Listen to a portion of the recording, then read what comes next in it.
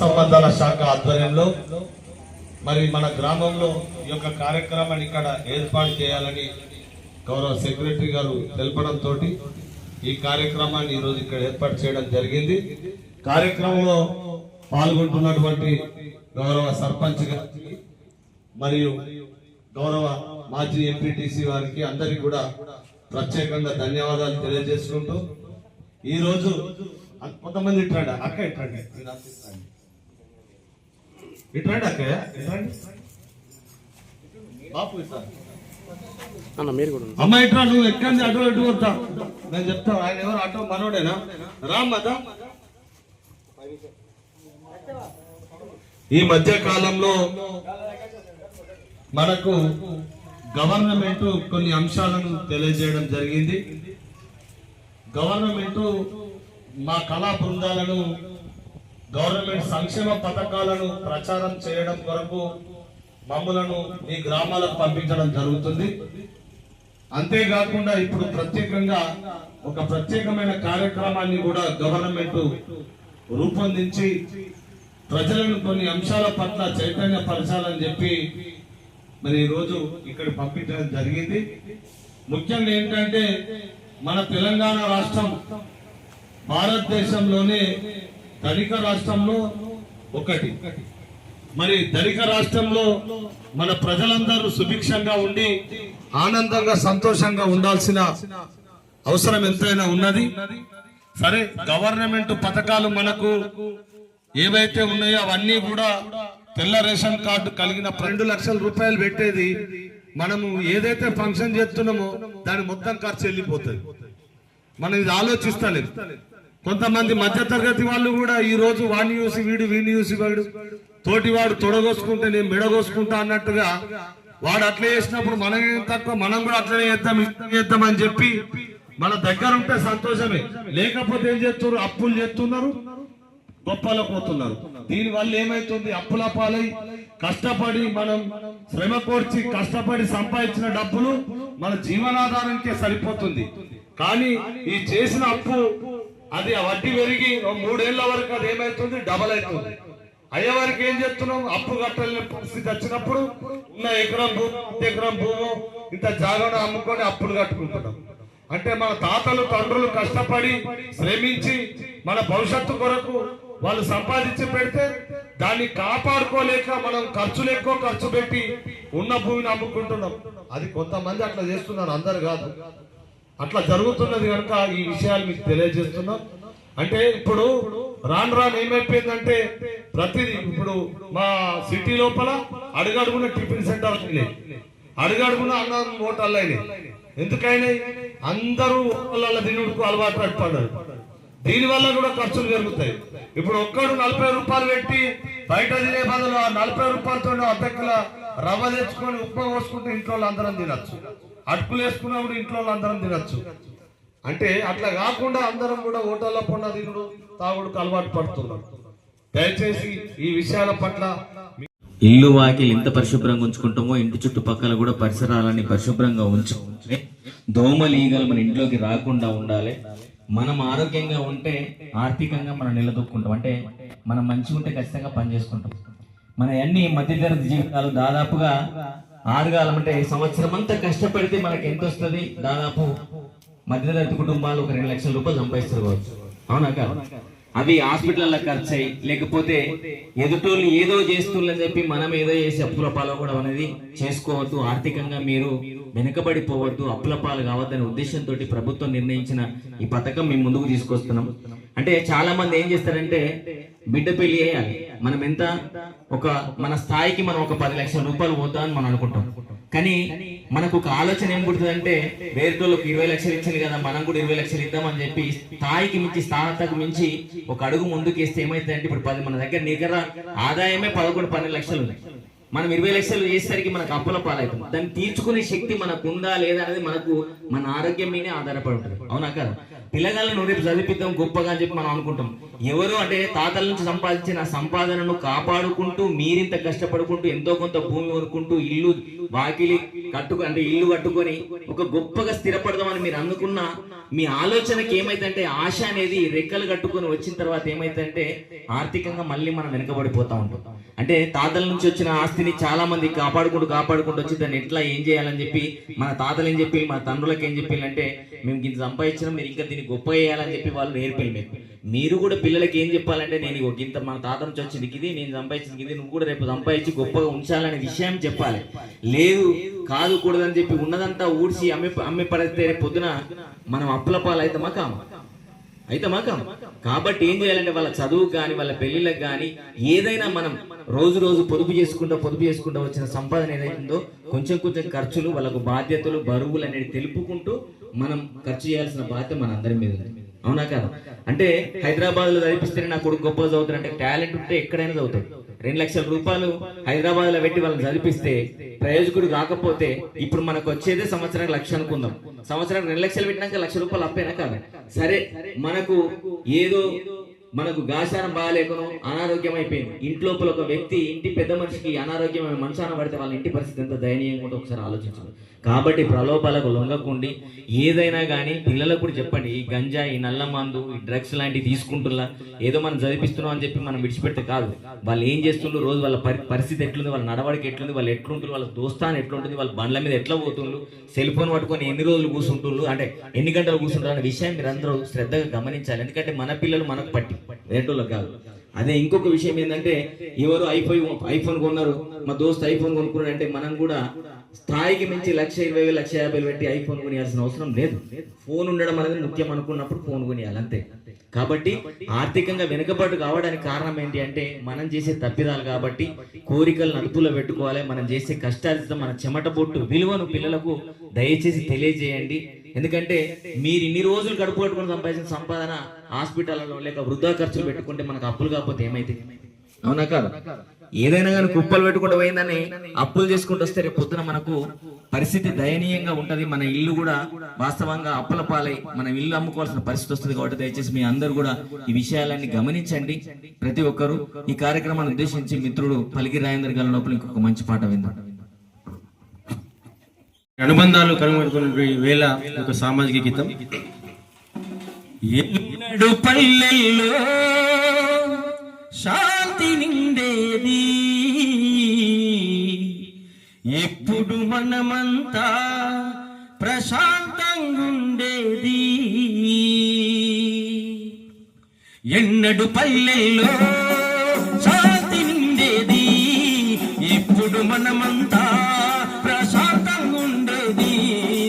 ఎప్పుడు పల్లెల్లో ఉండేది, ఎప్పుడు మనమంతా ప్రశాంతంగా ఉండేది.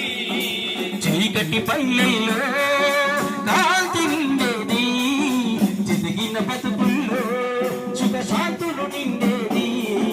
చితికిన బతుకుల్లో సుఖ శాంతులు నిండేది, చితికిన బతుకుల్లో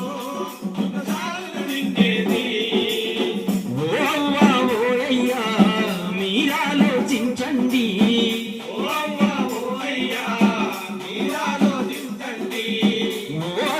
ఓ చెల్లి మీరన్నా చెప్పుండ్రి,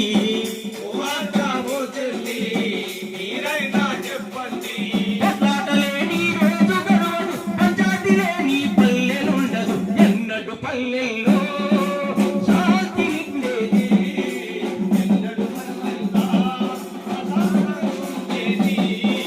చీకటి పల్లెల్లో కాంతి నిండేది, చితికిన బతుకుల్లో సుఖ శాంతులు నిండేది. చితికిన బతుకుల్లో సుఖ శాంతులు నిండేది, చితికిన బతుకుల్లో సుఖ శాంతులు నిండేది. తాగుడుకు బానిసలై కాపురాలు కూల్చుకుంటిమి, ఆ చెట్ల కాడ చెట్ల కాడ తన్నుకొని సావబడితిమి,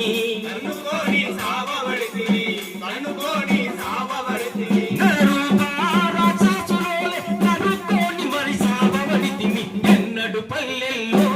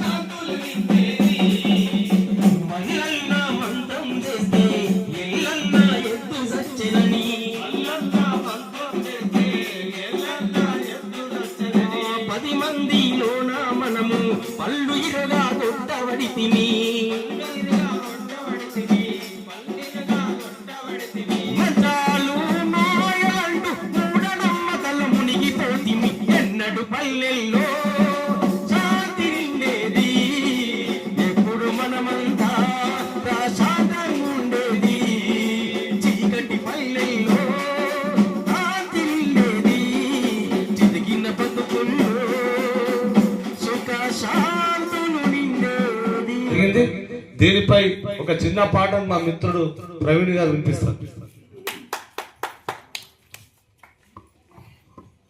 విందులు వినోదాలు విలోసాల పేరుతో గొప్పలకు పోయి అప్పులు చేసుకోవద్దని తెలియజేస్తూ ఉన్న దాంట్లో సర్దుకొని అందరూ కూడా కుటుంబ సమేతంగా సంతోషంగా ఉండాలని తెలియజేస్తూ వాసన సప్లకు రాములయ్యా నువ్వు ఒడిపించుకున్నదే తరాములయ్యా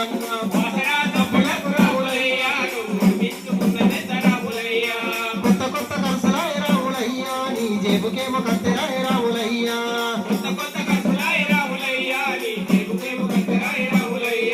కొత్త కొత్త సామాను రాములయ్యా షాపింగ్ సోకులాయ రాములయ్యా కొత్త కొత్త సామాను రాములయ్యా షాపింగ్ సోకులాయ రాములయ్యా ఇజ్జతక సవాలాని రాములయ్యా ఇల్లు నింపినావు రాములయ్యా ఇజ్జతక సవాలాని రాములయ్యా ఇల్లు నింపినావు రాములయ్యా బర్త్డే పార్టీలాయ రాములయ్యా బాసుమతి దావతాయ రాములయ్యా పెళ్లి పేరంటాల రాములయ్యా రూపమేమో మారిపాయ రాములయ్యా షాంపూల తానమాయ రాములయ్యా తారటి రాములయ్యా షాంపూల తానమాయ రాములయ్యా తారటి రాములయ్యా కొత్త కొత్త కొత్త కొత్త పథకాలు రాములయ్యా కర్తన రాములయ్యా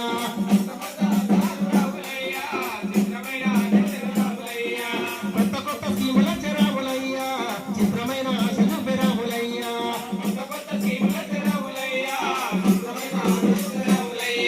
వెయ్యి ముందు గంటజాలు రాములయ్యా రయ్యమాని ఉండవచ్చ రాములయ్యా వెయ్యి ముందు గంటజాలు రాములయ్యా రయ్యమాని ఉండవచ్చ రాములయ్యా ఎచ్చులకు పండిగాని రాములయ్యా ఏం పోసి నడుపుతావు రాములయ్యా ఎచ్చులకు నందుగాని రాములయ్యా ఏం పోసి నడుపుతావు రాములయ్యా వాసన సబ్బులకు రాములయ్యా నువ్వు ఒడిపించుకున్నదెంత రాములయ్యా వాసన సబ్బులకు రాములయ్యా నువ్వు ఒడిపించుకున్నదెంత రాములయ్యా అప్పులెంత సప్పులెంత రాములయ్యా నమస్త విందులెంత రాములయ్యా అప్పులెంత సప్పులెంత రాములయ్యా నమస్త విందులెంత రాములయ్యా అప్పులెంత సప్పులెంత రాములయ్యా అడ్డమైన ఖర్చులెంత రాములయ్యా అప్పులెంత సప్పులెంత రాములయ్యా అడ్డమైన ఖర్చులెంత రాములయ్యా బాధలెల్ల రోగమత్త రాములయ్యా పక్కనీకి మందుకెంత రాములయ్యా బాధలెల్ల రోగమత్త రాములయ్యా పక్కనీకి మందుకెంత రాములయ్యా ఆశయము మంచిదంట రాములయ్యా ఐటి హీరమయ్యనంట రాములయ్యా ఆశయము మంచిదంట రాములయ్యా ఐటి హీరమయ్యనంట కోచింగ్ కోసమని రాములయ్యా నువ్వు గొప్ప ముంచుకున్నదెంత రాములయ్యా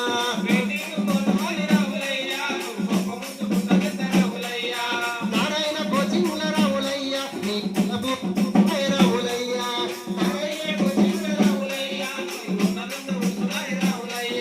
పిల్లల బీజులకు రాములయ్యా నీకు పుట్టడన్ని అప్పులాయ పిల్లల బీజులకు నీకు పుట్టడన్ని అప్పులాయ సెల్లె కోసమని రాములయ్యా నువ్వు చేసినన్ని అప్పులెంత రాములయ్యా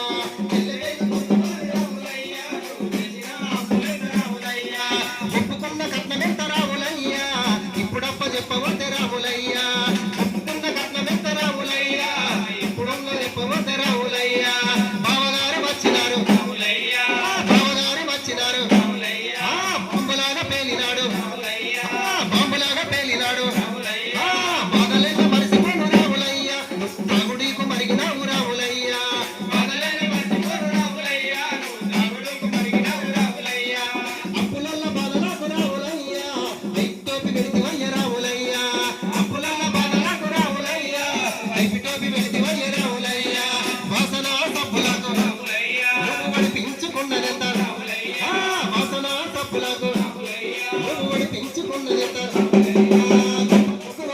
రాములయ్యా అప్పు నువ్వు ఎయ్యొద్దు రాములయ్యా రాములయ్యా అప్పు నువ్వు చెయ్యొద్దు రాములయ్యా మంచమున్న కాడికే రాములయ్యా సాపుకొని ఉండవయ్యా మంచమున్న కాడికే రాములయ్యా సాపుకొని ఉండవయ్య రాములయ్యా అప్పులత్తు సప్పులత్తు రాములయ్యా హాయిగాను ఉండవయ్య రాములయ్యా అప్పులత్తు సప్పులత్తు రాములయ్యా హాయిగాను ఉండవయ్య రాములయ్యా హాయిగాను ఉండవయ్య రాములయ్యా హాయిగాను ఉండవయ్య రాములయ్యా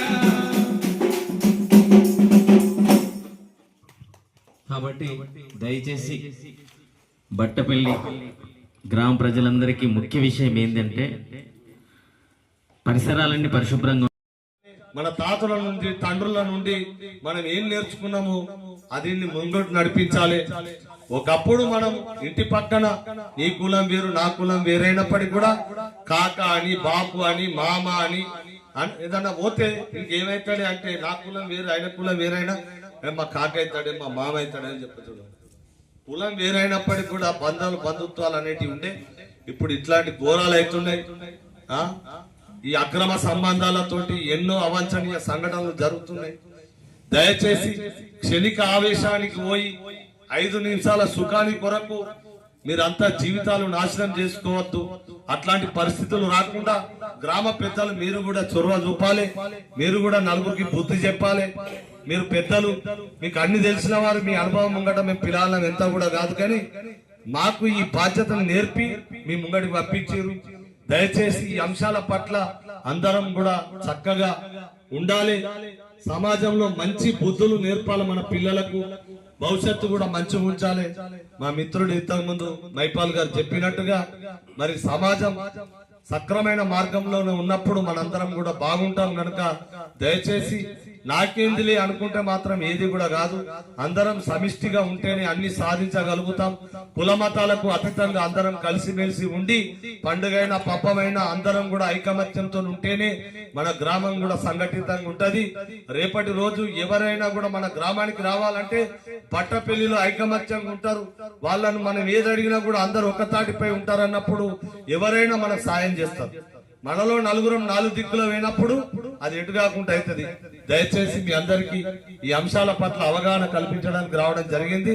కార్యక్రమంలో పాల్గొంటున్నటువంటి మా అమ్మలందరికీ, మరి పెద్దలందరికీ, గ్రామ సెక్రటరీ గారికి, గ్రామ సర్పంచ్ గారికి, అందరికీ పేరు పేరున మాజీ సర్పంచ్లకు, ఎంపీటీసీలకు అందరికి కూడా, గ్రామంలో ఉన్న వివిధ హోదాల్లో ఉన్న అందరికి కూడా ప్రత్యేకంగా ధన్యవాదాలు తెలియజేసుకుంటూ కార్యక్రమాన్ని ఇంతటితో ముగిస్తున్నాం. థ్యాంక్ యూ, ధన్యవాదాలు. Thank you.